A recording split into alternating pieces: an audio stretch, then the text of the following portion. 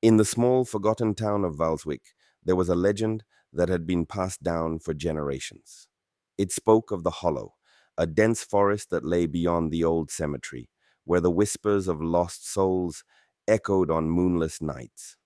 No one had dared venture into it for as long as anyone could remember, but that didn't stop the stories.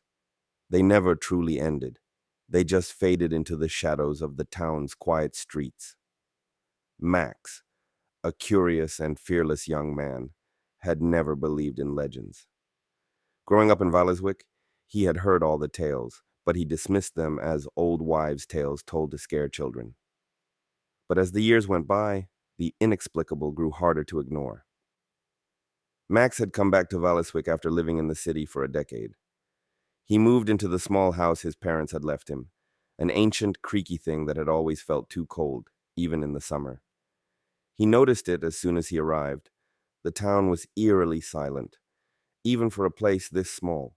People barely greeted each other, and there were fewer faces around the town square than he remembered. But it wasn't until his first night back that things truly began to unravel. He couldn't sleep. The air in the house was thick, almost suffocating, and no matter what he did, sleep refused to come.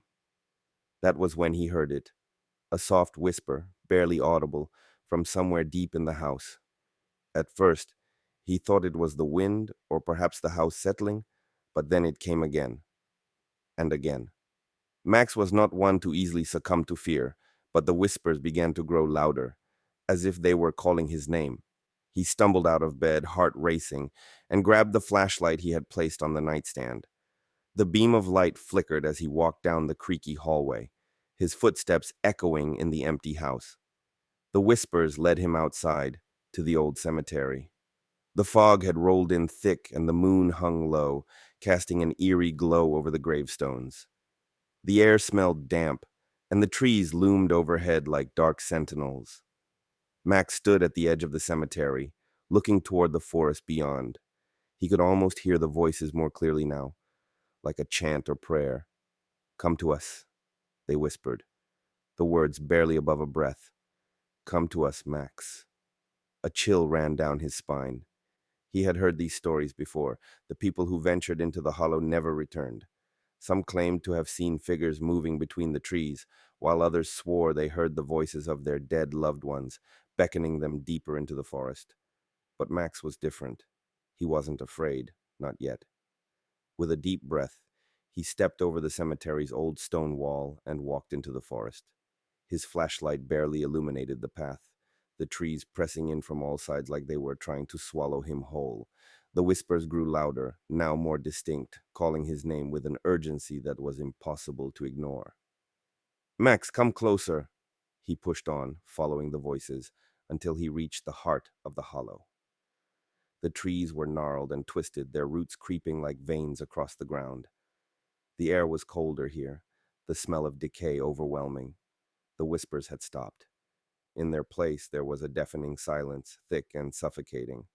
Max's heart pounded in his chest as he scanned the shadows, but all he could see was the dense underbrush and the twisted limbs of the trees. Then, without warning, the ground beneath him gave way. Max fell, his scream swallowed by the darkness. When he woke, he was lying in a pit, his flashlight shattered beside him. The air was damp, the ground slick with moisture. His head throbbed, and his limbs were heavy. But something was different now. He wasn't alone. In the shadows, something stirred. Figures, pale and ghostly, emerged from the darkness, their eyes glowing with an otherworldly light. They circled around him, their faces twisted in agony, their mouths open in silent screams. Max tried to scream, but his throat was dry, his voice nothing but a rasping whisper. The figures moved closer, their hands outstretched toward him, their eyes filled with hunger. They were the lost souls, the ones who had ventured too far into the hollow, the ones who had never returned. And now Max was one of them. As they touched him, a cold, suffocating darkness enveloped him, and the whispers filled his mind, louder than ever before. They were no longer calling his name. Now they were his voice.